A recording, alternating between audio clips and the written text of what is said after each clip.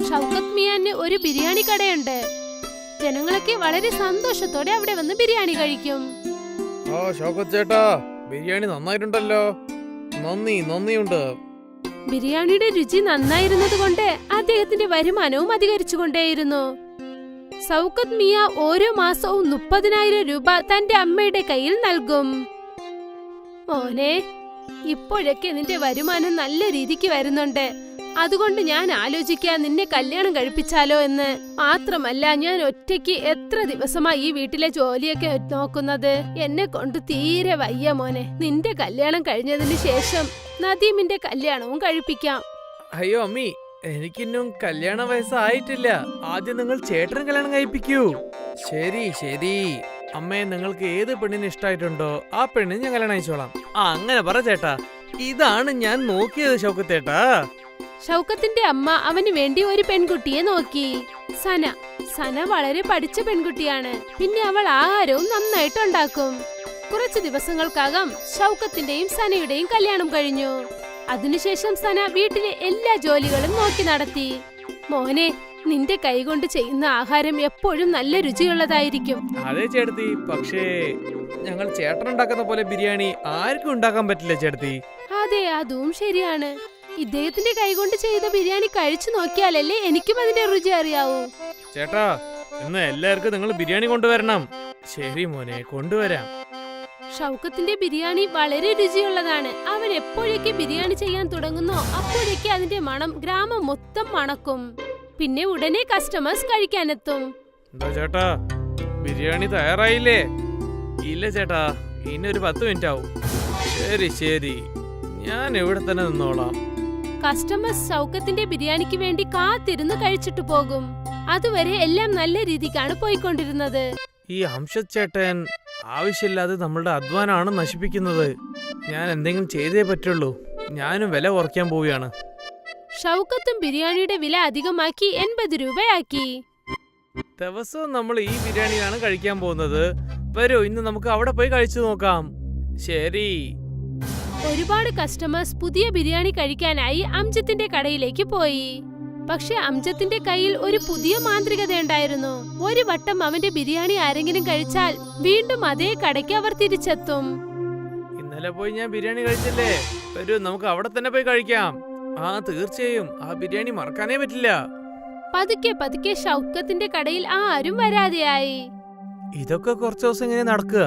അംജത്തിന്റെ കട പുതിയതല്ലേ, അതുകൊണ്ട് കസ്റ്റമേഴ്സ് ഒക്കെ അവന്റെ ബിരിയാണി ടേസ്റ്റ് ചെയ്ത് നോക്കുകയാണ്. കുറച്ചു ദിവസം കഴിഞ്ഞിട്ട് എന്റെ കസ്റ്റമേഴ്സ് ഒക്കെ എന്റെ അടുത്ത് തന്നെ തിരിച്ചു വരും. ഷൗക്കത്ത് ഇവിടെ എന്താണ് സംഭവിക്കുന്നതെന്ന് മനസ്സിലാക്കുന്നതിന് മുൻപ് തന്നെ അവന്റെ മൊത്തം വരുമാനവും ഒരുപാട് കുറഞ്ഞുപോയി. ഇപ്പോൾ വീട്ടിലെല്ലാരും വളരെ വിഷമത്തിലാണ്. എന്തുപറ്റി ഷൗക്കത്ത്? നീ എന്തിനാ ഇത്രയും വിഷമിച്ചിരിക്കുന്നത്? ഞാൻ എന്തെന്ന് പറയണ്ടമ്മേ, എന്റെ കടയുടെ അടുത്ത് തന്നെ ഇന്നൊരു ബിരിയാണി കടയും വെച്ചിട്ടുണ്ട്. പയ്യെ എന്റെ കസ്റ്റമേഴ്സ് ഒക്കെ അങ്ങോട്ടാണ് പോകുന്നത്. ഇങ്ങനെ തന്നെ പോയിക്കൊണ്ടിരുന്ന പിന്നെ ഒരു ദിവസം ഞാൻ എന്റെ കട മൂടിയിട്ട് തന്നെ വീട്ടിലേക്ക് പോണം. തീർച്ചയായും അങ്ങനെയൊന്നും നടക്കില്ല മോനെ. ദൈവമുണ്ട്. ഇടയ്ക്കിടയ്ക്ക് കുറച്ച് ദിവസം ഇങ്ങനെ കഷ്ടപ്പാടുണ്ടാകും. ഞാൻ അങ്ങനെ തന്നെയാണ് വിശ്വസിച്ചോണ്ടിരിക്കുന്നത് അമ്മേ. ഷൗക്കത്തിന്റെ വിഷമം കണ്ട് വീട്ടിലെ എല്ലാ ആൾക്കാരും ഒരുപാട് വിഷമത്തിലായിരുന്നു. അന്ന് രാത്രി സന ഷൗക്കത്തിനോട് എന്താ കാര്യമെന്ന് ചോദിച്ചു. ഒരുപക്ഷെ വില അധികമായതുകൊണ്ട് കസ്റ്റമേഴ്സ് വേറെ കടയിലേക്ക് പോയെങ്കിൽ നമ്മൾ എന്തുകൊണ്ട് വില കുറച്ചു കൊടുത്തുകൂടാ? പറയൂ. നമുക്ക് എങ്ങനെ വില കുറയ്ക്കാൻ പറ്റും സന? ഒരു പ്ലേറ്റ് ബിരിയാണിന്റെ വില തന്നെ ചെലവ് 50 റുപ്യാവും സന. അത് നമ്മൾ 80 റുപ്യക്കാണ് വിൽക്കുന്നത്. വെറും 30 റുപ്യാണ് നമുക്ക് ലാഭം കിട്ടുന്നത്. പിന്നെ ഇതും നമ്മൾ കുറച്ചാൽ പിന്നെ വീട്ടു ചെലവൊക്കെ എങ്ങനെ നമ്മൾ നോക്കാൻ പറ്റും? എങ്കിൽ നമ്മൾ വില കുറഞ്ഞ സാധനങ്ങൾ വാങ്ങി ബിരിയാണി ചെയ്താൽ എങ്ങനെയിരിക്കും? എങ്കിൽ കുറഞ്ഞ വിലയ്ക്ക് കൊടുക്കാമല്ലോ. ബിരിയാണിക്ക് നമ്മൾ ഉപയോഗിക്കുന്ന അരിയാണ് വളരെ വില കൂടിയത്. അതുമാത്രല്ലാതെ ബാസ്മതി അരി എങ്ങനെ വില കുറഞ്ഞത് കിട്ടുക? പിന്നെ ബാസ്മതി അരി ഞാൻ സാധാരണ അരിയായിട്ട് മാറ്റാൻ പറ്റില്ലല്ലോ. അങ്ങനെയാണെങ്കിൽ നമ്മൾ ബസുമതി റൈസിന് പകരം വേറെ എന്തെങ്കിലും സാധനം കൊണ്ട് ബിരിയാണി ഉണ്ടാക്കിയാലോ? അങ്ങനെ വെച്ചാൽ? അതായത് മാഗി കൊണ്ട് ഒരുപാട് ആൾക്കാർ ഒരുപാട് ഡിഷ് ചെയ്യുന്നുണ്ട്. നമ്മൾ എന്തുകൊണ്ട് ബിരിയാണി ചെയ്ത് നോക്കിക്കൂടാ? നമ്മുടെ ചിലവും കുറയുമല്ലോ. മാഗി ബിരിയാണിയോ? ഇത് ഞാൻ ആദ്യമായിട്ടാണ് കേൾക്കുന്നത്. ഇപ്പോഴൊക്കെ വ്യത്യസ്തമായ സാധനങ്ങൾക്കാണ് നല്ല ഡിമാൻഡ്. ഒരു വട്ടം നമുക്ക് ശ്രമിച്ചു നോക്കാമെന്നേ. ശരി, ഒന്നും അത്ര വലുതായിട്ട് പോകുന്നില്ല. നമുക്ക് അതൊന്നും ശ്രമിച്ചു നോക്കാലോ. അടുത്ത ദിവസം ഷൗക്കത്ത് എന്നത്തെയും പോലെ ബിരിയാണി ചെയ്യാൻ തുടങ്ങി. പക്ഷേ ഇന്നത്തെ ദിവസം ബസ്മതി റൈസിനു പകരം മാഗി ഇട്ട് ചെയ്തു. മാഗി ബിരിയാണി പെട്ടെന്ന് റെഡിയായി. അതിന്റെ ചിലവും കുറവായിരുന്നു. അതുകൊണ്ട് ഷൗക്കത്ത് വിലയും 50 രൂപയാക്കി മാറ്റി. പുറത്ത് വലിയൊരു ബോർഡും വെച്ചു, മാഗി ബിരിയാണി 50 രൂപ. അതെ, മാഗി ബിരിയാണി പറയുന്നില്ല, അതെന്താണ്? മാഗി എന്താ അറിയാ, ബിരിയാണി എന്താണ് അറിയാ, പക്ഷേ ഈ മാഗി ബിരിയാണി എന്താണെന്ന് അറിയില്ലല്ലോ. ശരി, വാ നമുക്ക് അത് കഴിച്ചു നോക്കാം. ആഹാ, മാഗി ബിരിയാണി എന്നുള്ള ആ പേര് കണ്ടതും ഒരുപാട് കസ്റ്റമേഴ്സ് അവിടേക്ക് കഴിക്കാൻ വന്നു. വാവ് വാവ്, വളരെ സൂപ്പർ ആയിട്ടുണ്ട്. ഇതുപോലുള്ള മാഗി ബിരിയാണി ഞാൻ കഴിച്ചിട്ടേ ഇല്ല. അതെന്താണെന്ന് വെച്ചാൽ ഇത് വെറും മാഗി അല്ല, ഇത് മാഗി ബിരിയാണിയാണ്. ഓ എന്റെ ചേട്ടാ, ഇതുപോലുള്ള മാഗി ബിരിയാണി ഞാൻ കഴിച്ചിട്ടേ ഇല്ല. നന്ദി നന്ദി. കസ്റ്റമേഴ്സിന് ഷൗക്കത്തിന്റെ ആ ബിരിയാണി ഒരുപാട് ഇഷ്ടമായി. അന്ന് ഷൗക്കത്തിന്റെ ബിരിയാണി കടയുടെ വെളിയിൽ ഒരുപാട് ആൾക്കാരുണ്ടായിരുന്നു. മാഗി ബിരിയാണി ഉള്ളത് ചേട്ടാ, അയ്യ അരിയുടെ ബിരിയാണി കട നന്നായിട്ടുണ്ട്. ഇന്ന് മുതൽ നമുക്ക് മാഗി ബിരിയാണി കഴിക്കാം. ഷൗക്കത്ത് സന്തോഷത്തോടെ വീട്ടിലേക്ക് പോയി. എന്നിട്ട് ഈ സന്തോഷ വാർത്ത തന്റെ ഭാര്യയെ അറിയിച്ചു. ഇത് കേട്ട് അവളും സന്തോഷപ്പെട്ടു. ഈ മാസം ഷൗക്കത്തിന്റെ വരുമാനം നല്ല രീതിയിലുണ്ടായിരുന്നു. ആ മാസ അവസാനം ഷൗക്കത്ത് തന്റെ അമ്മയുടെ കയ്യിൽ 40,000 രൂപ കാശ് നൽകി. ഇത്രയുമോ? അതെ അമ്മേ, സനയുടെ മാഗി ബിരിയാണിന്റെ ഐഡിയ നന്നായിട്ട് വർക്കൗട്ട് ആയിട്ടുണ്ട്. ഡബിൾ വരുമാനമാണ് വരുന്നത്. വീണ്ടും ഒരു വട്ടം അവരെല്ലാരും സന്തോഷത്തോടെ ആയിരുന്നു. അവരുടെ കഷ്ടവും മാറി, കാരണം അവരുടെ വരുമാനം അധികരിച്ചു. മാഗി ബിരിയാണി ഫേമസ് ആയി. അബ്ദുൾ മിയായുടെ മരണത്തിന് ശേഷം അദ്ദേഹത്തിന്റെ 3 കുട്ടികളും അനാഥരായി. ഇപ്പോൾ അവർക്ക് അച്ഛന്റെ സാന്ത്വനം നഷ്ടപ്പെട്ടു. നമ്മൾ ഇനി എന്ത് ചെയ്യും? നമ്മുടെ കുടുംബം എങ്ങനെ നോക്കും? പ്രായപൂർത്തിയായ 2 കുട്ടികളെ ഞാൻ എങ്ങനെ കെട്ടിച്ചയക്കും? യാ അല്ലാ, കരുണ കാണിക്കല്ല. അമ്മേ, പുറത്തുപോയി ഞങ്ങൾ ജോലി നോക്കട്ടെ. പക്ഷെ നിനക്ക് എന്ത് ജോലി കിട്ടും? എനിക്കൊരു ജോലി മാത്രമാണ് നന്നായിട്ട് അറിയാവുന്നത്, പാചക ജോലി. നമുക്കൊരു ബിരിയാണി കട തുടങ്ങിയാലോ? പക്ഷേ അതിന് കുറെ കാശ് ആവശ്യപ്പെടുമല്ലോ. പണത്തെ പറ്റിയോർത്ത് നിങ്ങൾ വിഷമിക്കല്ലേ. എന്റെ അടുത്ത് കുറച്ച് സ്വർണ്ണമുണ്ട്. ഒരു ദിവസം എല്ലാം ശരിയാകുമ്പോ ആ സ്വർണമെല്ലാം തിരിച്ചെടുക്കാമല്ലോ. പക്ഷെ അമ്മേ, അച്ഛൻ നിങ്ങൾക്ക് വേണ്ടി വാങ്ങി തന്നതല്ലേ. മകളെ, എനിക്ക് സ്വർണത്തിനേക്കാൾ വലുത് നിങ്ങളാണ്. ഇതിലെന്താണുള്ളത്? നമുക്കത് വീണ്ടും വാങ്ങിക്കാലോ. ശരി അമ്മേ. ഷിഫാനി അവളുടെ അമ്മയുടെ സ്വർണമെല്ലാം വാങ്ങിച്ചു. പണയം വച്ചതിന് ശേഷം അവൾക്ക് 20,000 രൂപ കിട്ടി. ആ പണം വെച്ചിട്ട് അവർ ഒരു ബിരിയാണി കട ആരംഭിച്ചു. അവർ 3 പേരും ചേർന്ന് ആ കടയിൽ ജോലി നോക്കാൻ ആരംഭിച്ചു. വരൂ വരൂ, ചൂടുള്ള ബിരിയാണി ഉണ്ട്. ഒരു പ്രാവശ്യം കഴിച്ചാൽ നിങ്ങൾ വീണ്ടും വരും. വരൂ, ചൂടുള്ള ബിരിയാണി വരൂ. നിറയെ പേര് അവിടെ ബിരിയാണി കഴിക്കാൻ വന്നു. ആ കടയിലെ ബിരിയാണി എല്ലാവർക്കും ഇഷ്ടപ്പെട്ടു. ഓ, ബിരിയാണി നന്നായിട്ടുണ്ട്. ഇത്രയും രുചിയുള്ള ബിരിയാണി എന്റെ ജീവിതത്തിൽ കഴിച്ചിട്ടേ ഇല്ല. അതെ അതെ, ബിരിയാണി നന്നായിട്ടുണ്ട്. വളരെ നന്ദിയുണ്ട് ചേട്ടാ. ഇതെന്റെ അമ്മയുടെ റെസിപ്പിയാണ്. എന്റെ അമ്മയുടെ സ്പെഷ്യൽ ബിരിയാണി. വളരെ നന്നായിട്ടുണ്ട്. അങ്ങനെ പതിയെ പതിയെ ബിരിയാണി കടയിൽ കച്ചവടം വർദ്ധിച്ചു. ബിരിയാണി കടയിൽ ആളുകളുടെ തിരക്ക് കൂടി. എനിക്ക് 2 ബിരിയാണി പാഴ്സൽ വേണം. ആ ശരി ചേച്ചി. എനിക്കും 2 വേണം. ഇപ്പൊ നദീന് ഉറക്കെ ആരെയും വിളിച്ചു കൂട്ടേണ്ട ആവശ്യമില്ല. കടയിൽ ഓരോ ദിവസവും തിരക്ക് വർദ്ധിച്ചു വന്നു. അവര് 3 പേരും ചേർന്ന് ഓർഡർ എടുക്കാൻ തുടങ്ങി.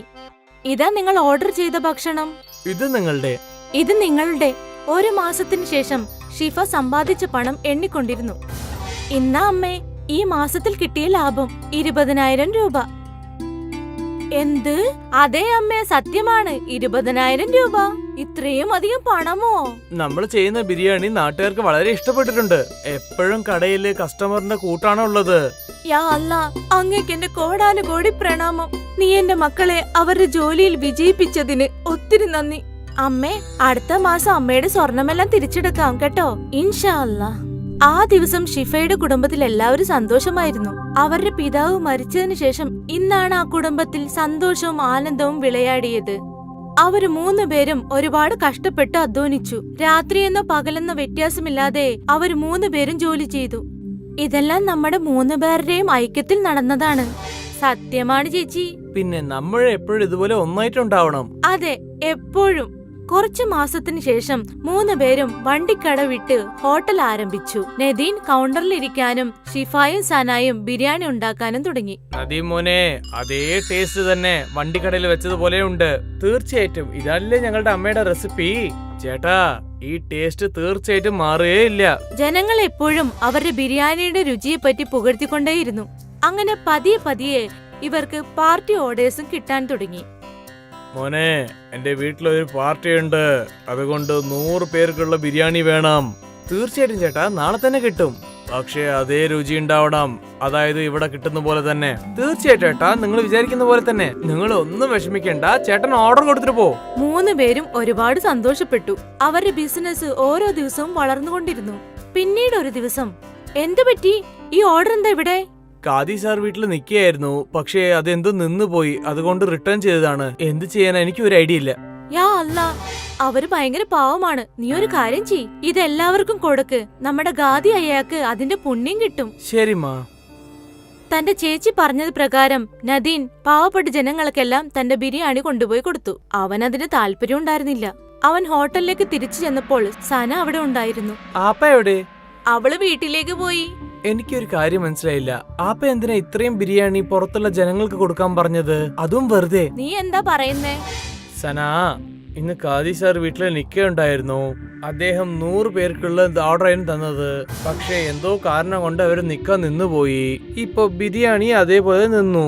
ഞാൻ ആ ബിരിയാണി വിൽക്കാന്ന് വിചാരിച്ചു, പക്ഷെ ആപ്പ അത് വന്നിട്ട് ഫ്രീ ആയിട്ട് കൊടുക്കാൻ പറഞ്ഞു ആൾക്കാർക്ക്. ഇതൊരു ശരിയായ തീരുമാനമല്ലല്ലോ. ആ ബിരിയാണി കൊണ്ട് നമുക്ക് കാശുണ്ടാക്കായിരുന്നു ആപ്പ. ആ അതെ, ശരിയാണ്. നമ്മുടെ ചേച്ചിക്ക് ഭയങ്കര നിർമ്മല മനസ്സാണ്. അതുകൊണ്ട് ഇങ്ങനെ ചിന്തിച്ചിരിക്കാം. നമുക്ക് ഒരുപാട് കാശ് കിട്ടിയല്ലോ, ഇനി നമുക്ക് പാവങ്ങളെ സഹായിച്ചുകൂടെന്ന് ചിന്തിച്ചിട്ടുണ്ടാവുമല്ലേ. ലാഭവും നഷ്ടമൊന്നും നോക്കിയിട്ടുണ്ടാവില്ല ചേച്ചി. ഇരിക്കാം, പക്ഷേ.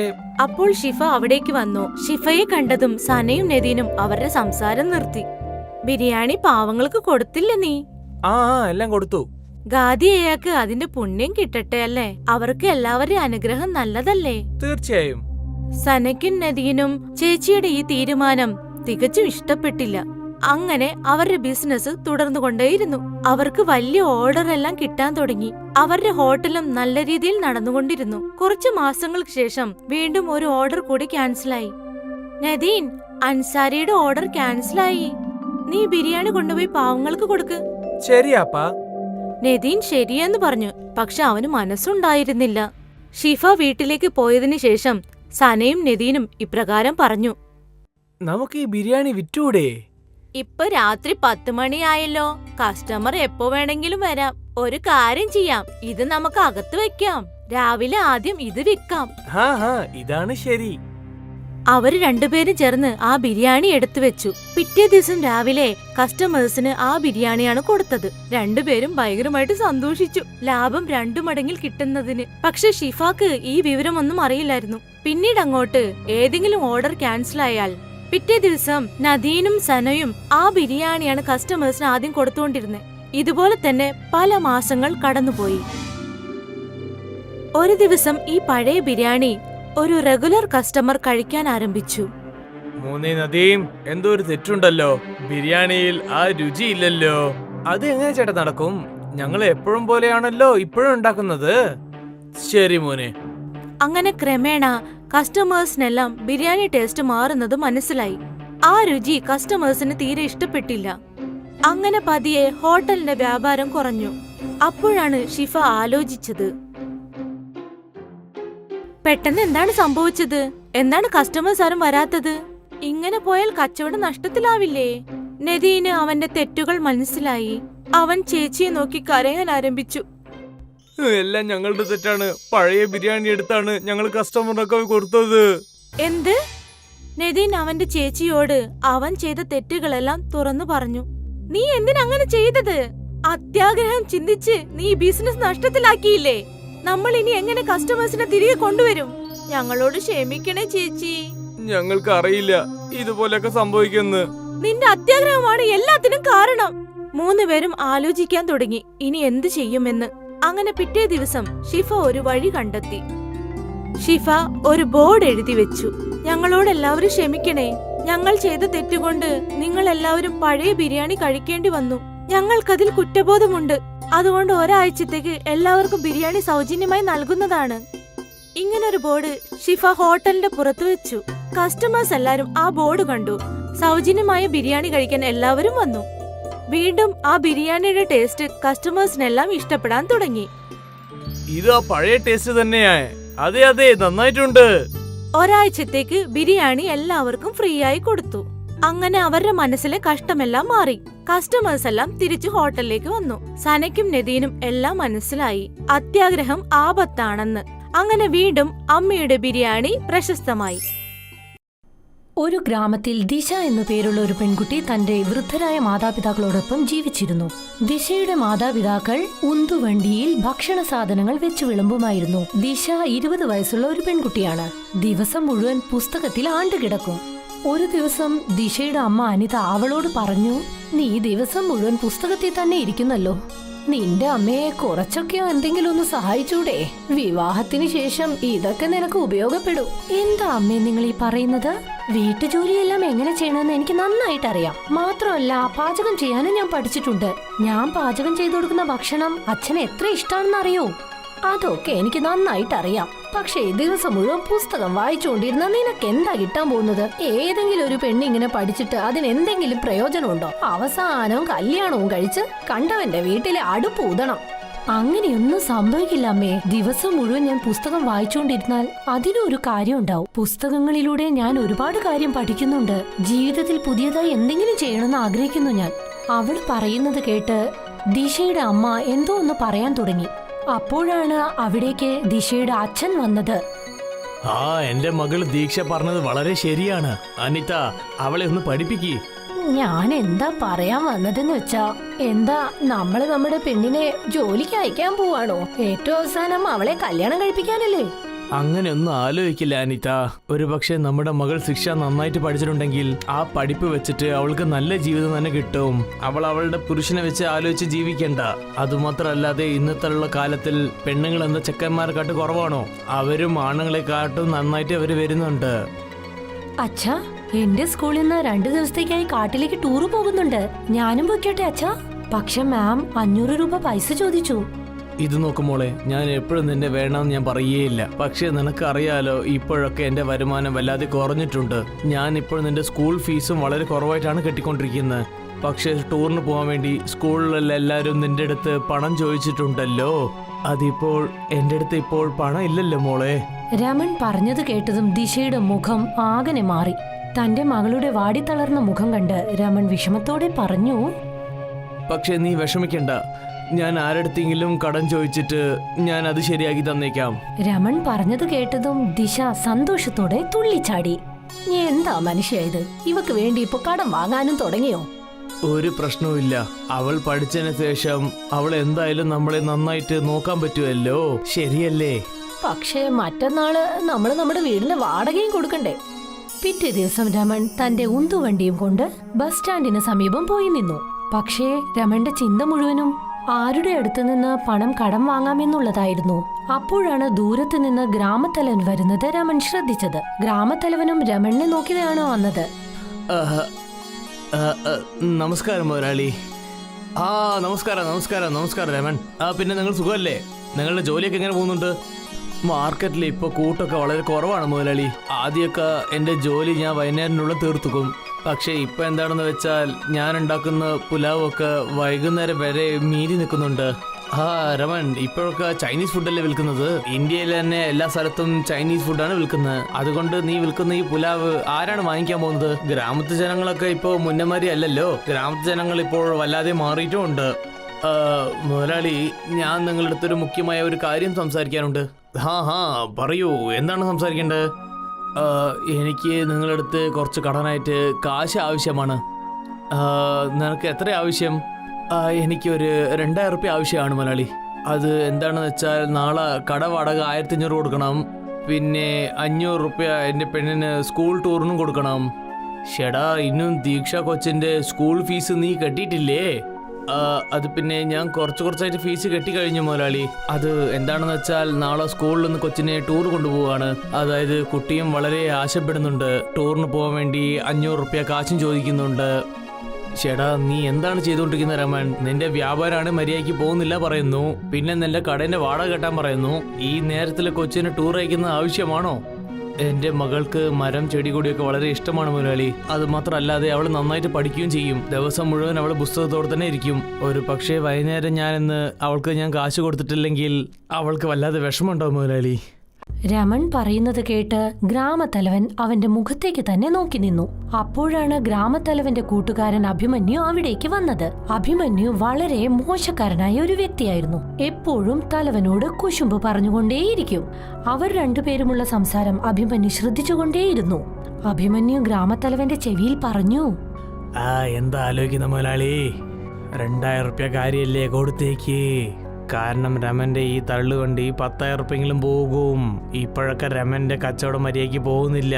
അവനെ കൊണ്ട് പണമൊക്കെ തീർച്ചയായിട്ടും തരാൻ പറ്റില്ല. അതിന് പകരം നിങ്ങൾക്ക് അവന്റെ കട എടുക്കാമല്ലോ. മൊത്തമായിട്ട് നിങ്ങൾക്ക് 8,000 റുപ്യ കിട്ടും. അഭിമന്യു പറഞ്ഞത് ഗ്രാമത്തലവന്റെ തലയിലേക്ക് കയറി. ശരി, നീ ആ പണം എപ്പോഴാണ് എനിക്ക് തിരിച്ചു തരിക?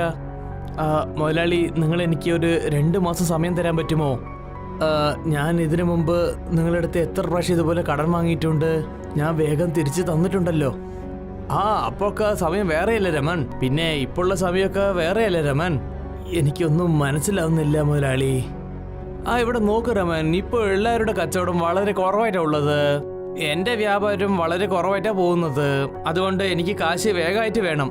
പിന്നെ വേറൊരു കാര്യം, പിന്നെ നീ എന്റെ അടുത്ത് അടമാനം വെക്കാൻ വേണ്ടി എന്തെങ്കിലും ഒരു സാധനം തരണം.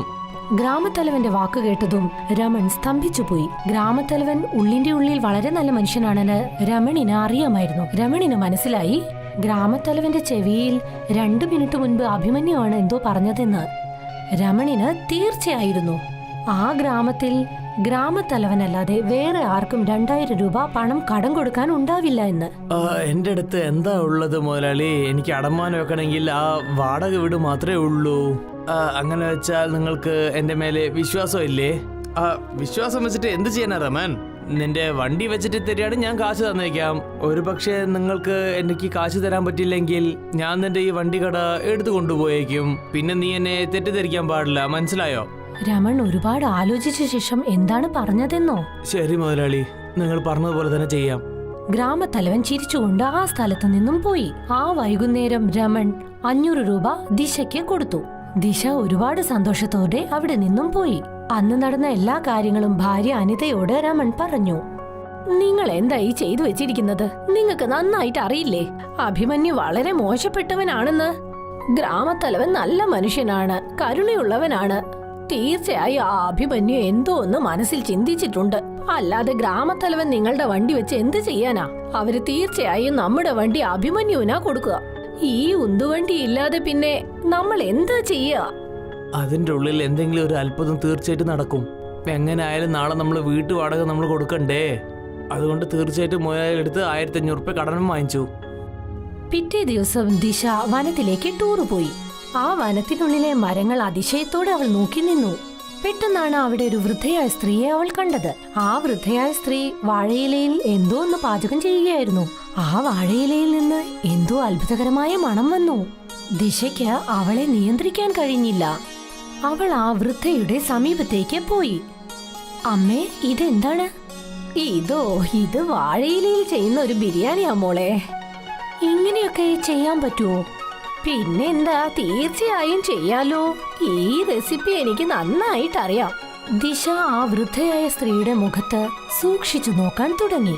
നിങ്ങളുടെ മുഖം കണ്ടാലേ എനിക്ക് മനസ്സിലാകും നിങ്ങൾ ഈ വനത്തിനുള്ളിൽ ജീവിക്കുന്ന ആളല്ല. അതുപോലെ ഈ റെസിപ്പിയും ഈ നാട്ടിൽ പുതിയതാ. നീ ശരിക്കും വളരെ ബുദ്ധിശാലിയാ മോളെ. അതൊക്കെ പോട്ടെ, നിനക്ക് എങ്ങനെയാ ഇതൊക്കെ മനസ്സിലായത്?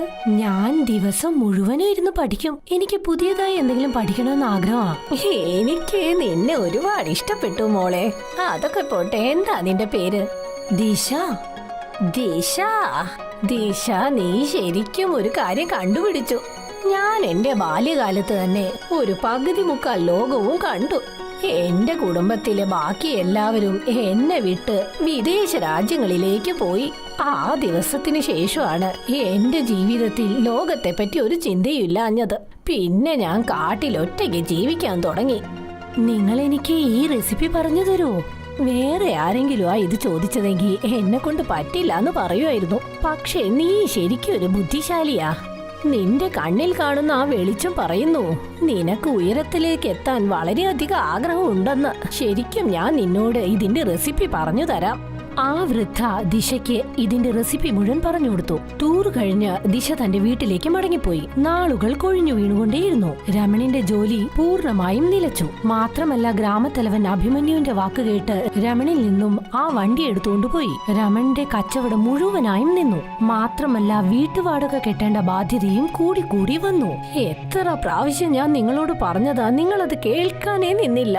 മോൾ ഇത്രയും കൂടുതൽ പഠിക്കേണ്ട എന്ത് കാര്യ ഉള്ളത്? ഇപ്പൊ പറ, ഇത്രയും അവളെ പഠിപ്പിച്ചതുകൊണ്ട് നമുക്ക് എന്താ പ്രയോജനം? അവളുടെ സ്കൂളിൽ നമ്മൾ എത്ര പണം ചെലവാക്കി. ആ പണം നമ്മൾ കൂട്ടി വെച്ചിട്ടുണ്ടായിരുന്നെങ്കിൽ ഇപ്പൊ നമുക്ക് അതൊരു ഉപകാരമായിരുന്നേനെ. ഷടാ, ഇതില് ദീക്ഷയുടെ അടുത്ത് ഒരു തെറ്റുമില്ലല്ലോ അനിത. അപ്പോഴാണ് അവിടെ ദിശ വന്ന് പറഞ്ഞത്, അച്ഛാ, എന്റെ കയ്യിൽ ഒരു പ്ലാനുണ്ട്. എന്തു പ്ലാനാ മോളെ? കുറച്ചു മാസങ്ങൾക്ക് മുൻപ് ഞാൻ കാട്ടിലേക്ക് ടൂറ് പോയില്ലേ, അവിടെ ഒരു വൃദ്ധയായ അമ്മ എനിക്ക് ബിരിയാണി ചെയ്യുന്നതിന്റെ റെസിപ്പി പറഞ്ഞു തന്നിരുന്നു. എനിക്ക് എന്താ തോന്നുന്നതെന്ന് വെച്ചാ അതേ ബിരിയാണി നമ്മൾ ഈ ഗ്രാമത്തിൽ പാചകം ചെയ്ത് വിറ്റാൽ നമുക്ക് ഒരുപാട് ലാഭം കിട്ടുമല്ലോ. നീ എന്തൊക്കെ സംസാരാ ഇത്? നീ എന്താ പറയാൻ വന്നത്? നിന്റെ അച്ഛൻ പുലാവൊക്കെയല്ലേ ചെയ്തോണ്ടിരുന്നത്? അനിത, എനിക്ക് എന്താ തോന്നുന്നു വെച്ചാൽ ദീക്ഷ പറഞ്ഞത് ശരിയാണ്. മുതലാളിയും അതാണ് പറഞ്ഞത്. ഇപ്പോഴൊക്കെ നാട്ടിൽ പുതിയ വികയായിട്ടാണ് ഭക്ഷണം ഉണ്ടാക്കുന്നത്. നമ്മളും ഇതുപോലെ പുതിയതായിട്ടൊന്നും ഉണ്ടാക്കിയില്ലെങ്കിൽ പിന്നെ ഇങ്ങനെ തന്നെ നമ്മളും കഷ്ടപ്പെടേണ്ടി വരും. പക്ഷെ എന്താ പ്രശ്നമെന്നാ, നമ്മുടെ മോള് പറയുന്നത് കേട്ടാലും നിങ്ങൾ ആ ബിരിയാണി എവിടെ കൊണ്ടുപോയിട്ടാ വിൽക്കുക? വണ്ടിയാണെങ്കിൽ അഭിമന്യു എടുത്തു പോയില്ലേ? നിങ്ങൾ അതേപറ്റി ഓർത്ത് വിഷമിക്കേണ്ട അമ്മേ. നമ്മുടെ വീടിന്റെ ഈ അവസ്ഥയെക്കുറിച്ച് ഞാൻ ടീച്ചറോട് ഡിസ്കസ് ചെയ്തിരുന്നു. ടീച്ചറുടെ ഒരു കട ഗ്രാമത്തിലുണ്ട്. ടീച്ചർ എന്നോട് പറഞ്ഞു, അച്ഛനോട് എപ്പോ പണം കിട്ടുന്നോ അതുവരേക്കും ആ കടയിൽ നമുക്ക് കച്ചവടം ചെയ്യാമെന്ന് പറഞ്ഞു. ദിശ പറഞ്ഞത് കേട്ട് രമണിന് സന്തോഷമായി.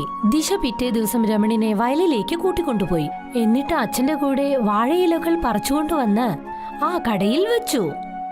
രമണും അനിതയും മുൻപേ തന്നെ ആ കട മുഴുവൻ വൃത്തിയാക്കി വച്ചിരുന്നു. ദിശ ആ വാഴയിലയിൽ ബസുമതി അരിയും ബാക്കി എല്ലാ സാധനങ്ങളും നിറച്ചു വെച്ചു.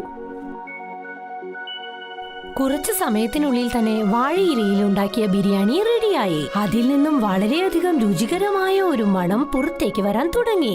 ആ വഴിയിലൂടെ പോകുന്ന ആർക്കും സ്വയം നിയന്ത്രിക്കാൻ കഴിഞ്ഞില്ല. പെട്ടെന്നൊരാൾ അങ്ങോട്ട് വന്ന് എന്തു പറഞ്ഞെന്നോ? ഷടാ, നിങ്ങളുടെ കടയിൽ നല്ല രുചിയുള്ള മണം വരുന്നുണ്ടല്ലോ. ഇതേതെങ്കിലും പുതിയ ഹോട്ടലാണോ? രമൺ എന്തെങ്കിലും പറയുന്നതിനു മുൻപ് ദിശ ആ മനുഷ്യനോട് പറഞ്ഞു, നിങ്ങൾ ശരിയായ കാര്യമാണ് പറഞ്ഞത്. ഇത് ഞങ്ങളുടെ പുതിയ ഹോട്ടലാണ്. വാഴയിലയിൽ ഉണ്ടാക്കിയ ബിരിയാണി ഇവിടെ കിട്ടും. ആ മനുഷ്യൻ ഉടനെ തന്നെ പോയി ഒരു മേശയ്ക്ക് സമീപമിരുന്നു. എന്നിട്ട് പറഞ്ഞു, എനിക്കും കഴിക്കാൻ ഒരു പ്ലേറ്റ് തരൂ. ചൂടാറാത്ത ബിരിയാണി ദിശ ഉടനെ തന്നെ അവർക്ക് കൊണ്ടുപോയി വിളമ്പി. ആ മനുഷ്യൻ കുറച്ചു സമയത്തിനുള്ളിൽ 5-6 പ്ലേറ്റ് ബിരിയാണി അകത്താക്കി. വളരെ നന്നായിട്ടുണ്ട്. എത്രയായി? 2000 രൂപ. ആ മനുഷ്യനും വളരെ സന്തോഷത്തോടെ 2000 രൂപ ദിശയ്ക്ക് കൈമാറി. ആ മനുഷ്യൻ ഒരു നഗരവാസിയാണ്. മാത്രമല്ല ഒരു ഫേമസ് യൂട്യൂബറും. ചേട്ടാ, ഇതുപോലുള്ള ഭക്ഷണം എന്റെ ജീവിതത്തിൽ ആദ്യമായിട്ടാണ് കഴിക്കുന്നത്. ഇതുപോലുള്ള ഭക്ഷണം തീർച്ചയായിട്ടും നാട്ടിൽ എവിടെയും കിട്ടില്ലെന്ന് തോന്നുന്നു. ഒരു പക്ഷേ നിങ്ങൾക്ക് പ്രശ്നമില്ലെങ്കിൽ ഞാൻ നിങ്ങളെ ഒരു ഫോട്ടോ എടുത്തോട്ടെ. പിന്നെ നിങ്ങൾ ഈ വാഴയില ബിരിയാണി പറ്റി ഞാൻ സോഷ്യൽ മീഡിയയിൽ ഇട്ടോട്ടെ. ഓ, ഇട്ടോളൂ. അത് ഞങ്ങളുടെ ഹോട്ടലിന് വളരെയധികം സഹായമാവും. ആ മനുഷ്യൻ വാഴയിലയിൽ ബിരിയാണിയുമായി നിൽക്കുന്ന ദിശയുടെ ഫോട്ടോ എടുത്തു. എന്നിട്ട് ഫേസ്ബുക്കിൽ അപ്ലോഡ് ചെയ്തു. അതിനുശേഷം അവിടെ നിന്നും പോയി. രമൺ ആ 2000 രൂപ കണ്ട് ഒരുപാട് സന്തോഷിച്ചു. ഇത്രയും പണം 10 ദിവസം പണിയെടുത്താലും രമണിന് കിട്ടില്ല. ഇത് കണ്ടില്ല അനിത, നമ്മളുടെ മകൾ പഠിച്ചതുകൊണ്ട് നമ്മൾ എത്ര ഉപയോഗമുണ്ടെന്ന്. അവൾ ഇതിന്റെ മുകളിൽ നന്നായിട്ട് പഠിച്ചിട്ടുണ്ടെങ്കിൽ ഇവൾ നമ്മളെ നന്നായിട്ട് നോക്കുന്ന തോന്നുന്നത്. അതെ, നിങ്ങൾ പറഞ്ഞത് ശരിയാണ്. അങ്ങനെയൊക്കെ ചിന്തിച്ചതാലോചിച്ച് എനിക്ക് ഒരുപാട് വിഷമമുണ്ട്. പതുക്കെ കുറച്ചു ദിവസത്തിനുള്ളിൽ തന്നെ ദിശയുടെ ആ ഫോട്ടോ ഇന്ത്യ മുഴുവൻ വൈറലായി. ദൂരദേശങ്ങളിൽ നിന്ന് പോലും ആളുകൾ ദിശയുടെ വാഴയില ബിരിയാണി കഴിക്കാനായി വന്നു. കുറച്ചു മാസങ്ങൾക്ക് ശേഷം രമൺ ആ കട ടീച്ചറിൽ നിന്നും വില കൊടുത്തു വാങ്ങി. ഇപ്പോൾ രമൺ വളരെ മനോഹരമായ ഒരു വീടും കെട്ടി. ഇപ്പോൾ ആ ഗ്രാമം ദിശയുടെ ഗ്രാമം എന്ന പേരിലാണ് ലോകം മുഴുവൻ അറിയപ്പെടുന്നത്. പക്ഷേ ഈ കാര്യം അഭിമന്യുവിന് ഒട്ടും രസിച്ചില്ല. അവൻ ഗ്രാമത്തലവനോട് പറഞ്ഞു, മുതലാളി, ഇത് നിങ്ങൾക്ക് വളരെ ഇൻസൾട്ടാണ്. നിങ്ങളുടെ ഗ്രാമം നിങ്ങളെ കൊണ്ട് ഫേമസ് ആവാതെ ആ ദീക്ഷനെ കൊണ്ടാണ് ഫേമസ് ആവുന്നത്. ഗ്രാമത്തലവൻ അഭിമന്യുവിനോട് എന്തോ പറയാൻ വന്നു. അപ്പോഴാണ് ഗ്രാമത്തലവന്റെ ഭാര്യ ദേഷ്യത്തോടെ അങ്ങോട്ട് വന്ന് പറഞ്ഞത്, ഇനി എങ്ങാനും നീ ഈ വീട്ടിലേക്ക് വന്നാലുണ്ടല്ലോ. നീ എന്താ സംസാരിക്കുന്നത്? അഭിമന്യു എന്റെ സുഹൃത്തല്ലേ? ഇവൻ നിങ്ങളുടെ കൂട്ടുകാരനല്ല, നിങ്ങളുടെ ശത്രുവാണ്. നിങ്ങൾ ആ ദിശയ്ക്ക് ഒരു സമ്മാനമാണ് കൊടുക്കേണ്ടത്. അവളെ കൊണ്ട് നമ്മുടെ ഗ്രാമം ലോക പ്രശസ്തമായി, അറിയില്ലേ? നമ്മുടെ കുഞ്ഞുങ്ങൾക്കെല്ലാം അവൾ എന്തൊരു പ്രോത്സാഹനമാണ്. ഈ അഭിമന്യു ആണെങ്കിലോ എപ്പോ നോക്കിയാലും നമ്മുടെ ഗ്രാമത്തിലെ ആളുകളെ കുറിച്ച് എന്തെങ്കിലും ഒന്ന് പറഞ്ഞുകൊണ്ട് വരും, അറിയില്ലേ? ഇവനെ കൊണ്ട് നിങ്ങളുടെ പേര് മോശമായി പോവുകയുള്ളൂ. എന്താ അത് നിങ്ങൾ മനസ്സിലാക്കാത്തത്? ഗ്രാമത്തലവന് ഭാര്യ പറഞ്ഞത് മനസ്സിലായി. അവർ അഭിമന്യുവിന്റെ കഴുത്തു പിടിച്ച് പുറത്താക്കി. അന്ന് വൈകുന്നേരം ഗ്രാമത്തലവനും പത്നിയും കൂടി രമണിന്റെ കടയിലേക്ക് ബിരിയാണി കഴിക്കാനായി പോയി. എന്നോട് ക്ഷമിക്കൂ രമൻ, ഞാൻ നിന്റെ അടുത്ത് വളരെ മോശമായിട്ടാണ് പെരുമാറിയത്. അഭിമന്യന്റെ വർത്തമാനം കേട്ടിട്ട് ഞാൻ നിന്റെ കടയെ ഞാൻ എടുത്തു കൊണ്ടുപോയി. എന്നോട് ക്ഷമിക്കണം. അതൊന്നും പ്രശ്നമല്ല മുതലാളി, ഇതൊക്കെ ഈശ്വരന്റെ ലീലയാണ്. ഒരുപക്ഷെ നിങ്ങൾ അങ്ങനെ ചെയ്തിട്ടില്ലെങ്കിൽ ഞാനിന്ന് ഇത്ര വലിയ ആളായിട്ടുണ്ടാവുമെന്ന് അറിയില്ല. ഞാൻ എത്ര വലിയ ആളായാലും ശരി മുതലാളി, എപ്പോഴും ഞാൻ നിങ്ങൾക്ക് മര്യാദയെ തരുള്ളൂ. കാരണം നിങ്ങളല്ലേ ഈ ഗ്രാമത്തിന്റെ മുതലാളി. ദിശയുടെ വാഴയില ബിരിയാണി കഴിക്കാനായി ഇന്നും വളരെയധികം ജനങ്ങൾ കടയിലേക്ക് വരുന്നു.